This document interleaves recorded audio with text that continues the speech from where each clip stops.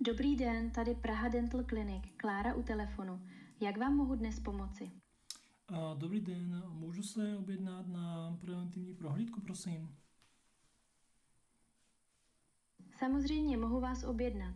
Mohla bych poprosit o vaše celé jméno a preferovaný datum a čas? Ano, Vlček Ivan a preferuji něco tento týden. Děkuji, pane Vlčku. Tento týden máme volné termíny ve středu a pátek. Který den a čas by vám vyhovoval? Spíš pátek. Dobře, máme volné termíny v pátek odpoledne. Mohlo by to být ve 2 hodiny? Jo, to může být. Výborně. Mohu vás poprosit ještě o vaše telefonní číslo a e-mailovou adresu pro potvrzení?